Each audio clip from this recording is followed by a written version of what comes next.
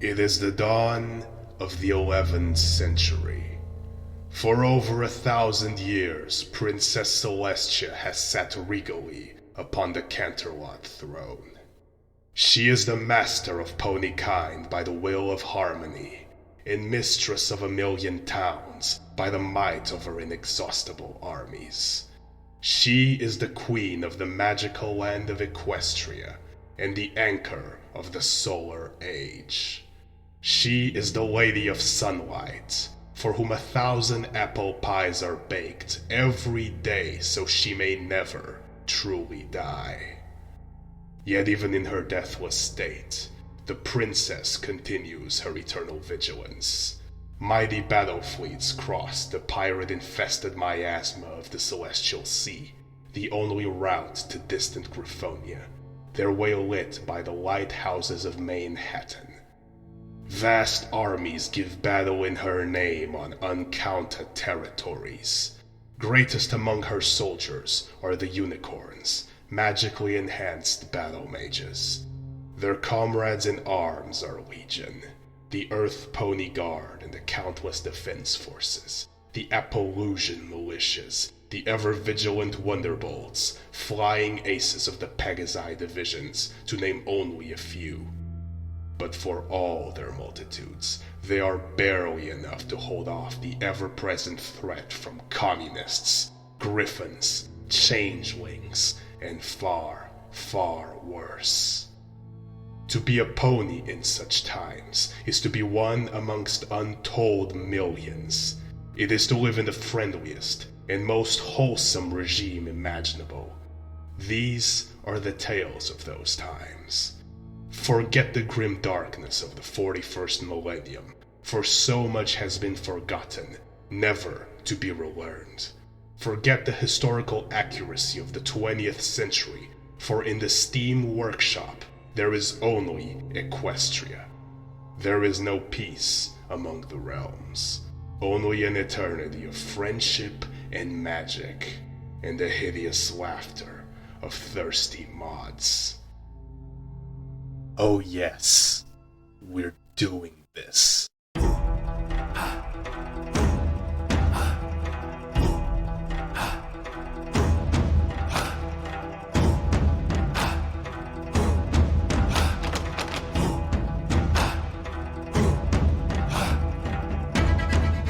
Equestria at War is a thing that exists. Now, I apologize for the confusion. I'm sure a lot of you are voicing some obvious questions right now. Why is it that I am reviewing a My Little Pony Steam Workshop mod for Hearts of Iron 4 and not the game itself? I understand your curiosity. Allow me to explain. You see, I find it funny. In the realm of gaming, being a grand strategy fan is the peak of being a midwit. You are enough of an autistic twerp to hyperfixate, but you still suffer from too much of a skill issue to memorize NetHack keybinds and actually get good. So here you are, in the depths of Tartaros, chained in Plato's cave, a slave to the Demiurge, spending precious hours of your finite life unironically arguing that, yes, it is perfectly ethical and reasonable for Paradox Interactive to sustain a business model by which they make crucial content for the base game not to be boring as shit, charge you a premium for it, and leave the bulk of actually cool and interesting content for the player base to figure out. I'm gonna be real with you. I do not respect you as a gamer or even as a person. If I was given dictatorial power, you would not have to blink before I had Todd Howard's head on a pike and internationally live-streamed executions of everyone responsible for the $3 Oblivion Horse Armor DLC. For YouTube TOS purposes, that is hyperbolic. However, the point still stands. Understand that at the end of the day, I hold you in utter fucking contempt. Which is precisely why when I was recommended this mod by a friend, I just had to get the free base game to check it out. Its existence is a cosmic irony and the perfect humiliation ritual for hardcore Hoi 4 fans. Equestria at War is the best total conversion mod for Hearts of Iron 4. No, I will not tolerate arguments to the contrary in the comments. Yes, this mod is better than Old World Blues, it's better than Kaiserreich, and it is definitely better than the litany of schizo mods you shill out for every US election cycle. I hope things make sense to you now. This video is not meant to signal boost the horse fuckers. Rather, it's a serving of humble pie for the rest of you. A bunch of Eastern European bronies coded a better gameplay and narrative experience than both the actual game devs and the serious mod developers ever could dream of, and I want you to firmly grasp that L until the day you die. With that out of the way, welcome to the magical land of Equestria. This place has endured a lot of hardship, ruled by the embodiment of chaos, interracial conflicts, attempted hostile takeover by extra-dimensional spirits, invasion by hostile armies, but now Equestria is facing its biggest challenge yet, the Industrial Revolution. As the Millennium Empire of this world, Equestria has a lot on its plate. To the north, the Changelings have united under Queen Chrysalis. They've already tried and failed to take over Equestria once, and they don't plan to fail again. Meanwhile, there's social agitation. Caramel Marx, yes, really, Caramel Marx, who's somehow even more of a useless NEET than her real-life counterpart, wrote a series of naughty little pamphlets and books, and another pony nation, Severiana, caught in the middle of a famine caused by mismanagement, decided that she was spitting facts. There's also an ongoing discussion on the matters of racial equality, as a subspecies of pony, the so-called Thestrals, are in a bit of a legal limbo at the moment. As you would expect from a Hoi 4 mod, yes, you can genocide them eventually. Across the sea, things aren't looking much better for the Griffins. The Griffonian Empire collapsed in the Republican Revolution, there's a bunch of socialist and Republican revolts all over the place, most nations are unstable, and war is basically inevitable. On the northern tip of the continent, a knightly order is holding strong against an alliance of powerful necromancers that plan to take over the world. The order is there to stop them because they are bigoted chuds who don't understand the benefits of an undead labor force. And then there's Zebrica. In the northern shore, Hippogriffia is trying to hold on to its mainland territories, while basically every other major power is in an unstable alliance to kick them back to their island. To the east, Kyria is just emerging from a whole century of cultural and economic isolation. They went into it because the world was not chill at the time, but coming out, they're in an even worse position than before. In summary, everything's fucked, war is on the horizon, and no matter who you are, you gotta prepare. Now, unlike my usual style, I am not going to bother you with detailed overviews of game mechanics, both because I don't care and because it's a statement of intent. Contrary to popular belief, Hearts of Iron 4 isn't complicated. Do not listen to nerds trying to convince you otherwise. All these numbers here exist to deceive you. In reality, you just press this button here a bunch. When these numbers are read, you click this other button, and then you paint the map with colored crayons so you can upload a screenshot of your epic crusader state on Discord and Reddit for that sweet, sweet gamer clout. The whole war management simulator aspect of this game is really an afterthought. In actuality, Equestria at War is a multi-choice visual novel with extremely bad UI scaling. The real purpose of this mod is not to command an army, it's not to build a war economy, and it's not to argue endlessly about which combat with template is the most optimal to push.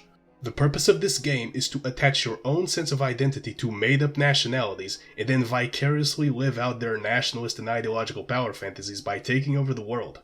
When you're not doing that, you're really just fishing for lore blurb events and reading biographies, so you can find out which characters are based, which characters are cringe, and which characters it'd be most fun to ship together.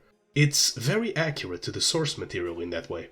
The one cool mechanic I will mention is that every race gets their own unique racial tech tree, and all of them are at least cool to use from what I've seen. Ponies are simple creatures, so you get bonuses primarily improving economy, construction, and the like. But they also have magical unicorn companies to give your divisions that extra boost. And, instead of paratroopers, they have winged Pegasi divisions to drop behind enemy lines and cuck their supply lines. The Griffins are the canonical quirked up white boys of the Equestria at War world. They don't have spellcasting, but they do have powerful enchanting. The Griffin Knights start out decent, and by the endgame you can have them buffed so hard they're basically impervious to small arms fire. The Zebras exist. They are definitely there, and they most certainly do have a tech tree. Yeah, I won't lie to you, only Zebra Nation I've played is the Carthaginian Republic, and I was far too busy making sure the government didn't collapse to pay attention to their tech tree. Attention, this is me from the future. I've been playing a lot of Northern Zebrica paths. I changed my mind. It's peak. There's also changelings for people who like to spurg about German tanks, the deer for people who want to LARP as Finnish infantry skiing their way to victory, and the polar bears for people who read Julius Evola. So with all that said, let me give you an overview of my favorite nations to play. As a good beginner nation, you have the Griffonian Empire. Currently reduced to a rump state after a series of social crises, your goal will be to reunite your lost territories. And you should do it fast because what defines the Empire is that everyone wants to either kill or replace you. So you need to pick a regent for the child emperor and raise him accordingly, because much like the Empire itself, everyone in the fucking continent wants to either kill or groom this kid. The Empire starts out surrounded by semi-autonomous vassal states, and all of them are also quite fun to play. Bronze Hill, the Emperor's strongest pups, Yale, a bunch of absolute nerds trying to live out Plato's Republic.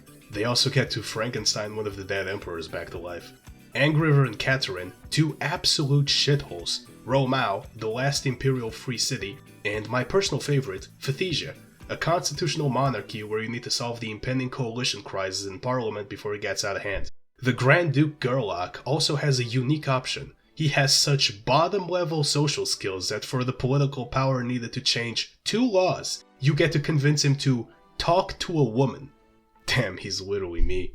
To the east you got Hellquill and Longsword, the CEO and CFO of racism respectively. A new political faction, the Reformistan, wants to enact total pony death and conquer the eastern riverlands for Griffonkind. The more traditionalist knights just want to rule over the ponies as feudal lords, and the progressive faction wants to mend racial relations so the two can live in harmony.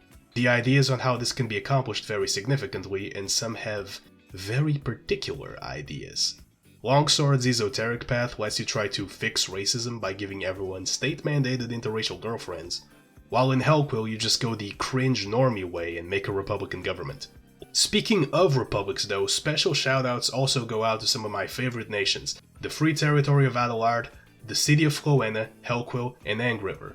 What do all of these have in common, you ask? Simple, all of them make better Griffonian republics than Alexander's. Fuck this guy, he is the worst. Play as him if you want to rule over a desolate frozen shithole and tarred wrangle nationalists all game. I also like the Kingdom of Vidina because it's a banger bait and switch. You go in expecting it to be Skyrim because, well, it is. And then it turns out it's actually just an over-glorified Yuri visual novel. Very based, I hope it never gets a rework.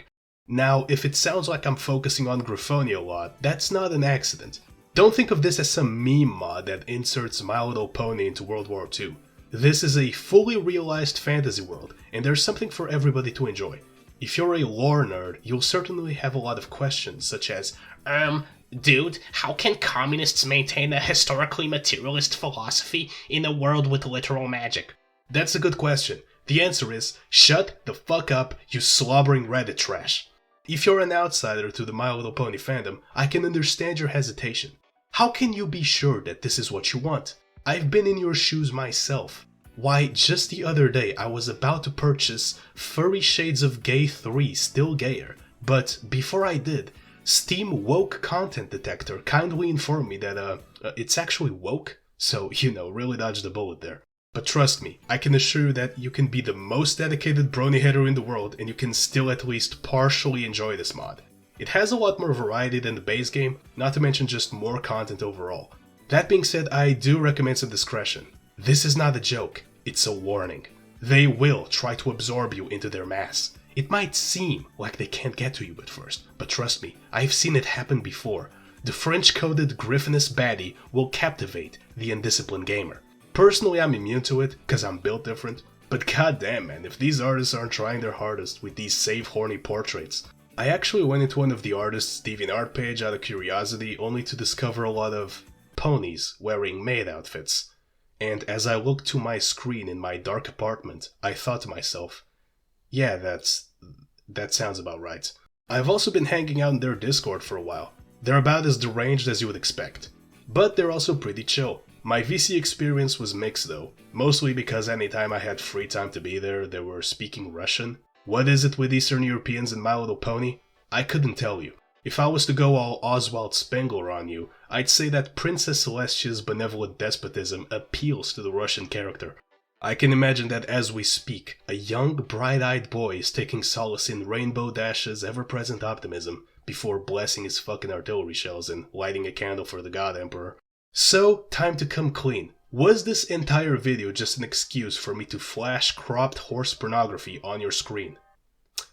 Yes. More importantly though, it was a lesson in humility. Let's not beat around the bush, shall we? Bronies don't exactly have a great reputation online.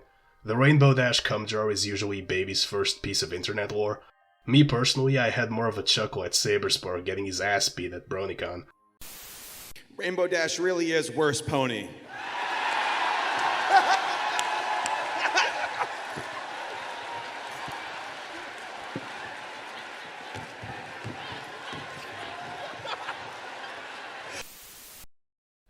Brings a smile to my face every time. But anyway, are bronies ridiculous? Yes, definitely. I'm not gonna stand here and seriously argue there isn't an absurdity to it all. But let me argue the counterpoint. You might say, isn't it inherently laughable for grown-ass men to unironically enjoy a show made for 12-year-old girls? And I say, indeed. But, my brother in Christ, you play video games. You enjoy simulated digital violence, as society has deemed you unfit to exercise real violence for your own good. You are a slave of late capitalist simulacra, experiencing a socially constructed pseudo-reality designed to make you into a docile consumer. Honestly, it's a bit like the pot calling the kettle black, don't you think?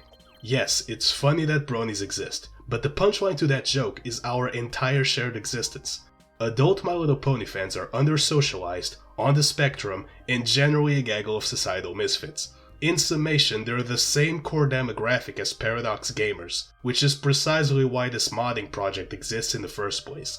So next time you laugh at these degenerates, remember that as you stare into Pinkie Pie's cold, unfeeling eyes, you might just see a reflection of yourself. Alright, that's enough for today. I hope you enjoyed yourself, stay tuned for more content, and have a wonderful day.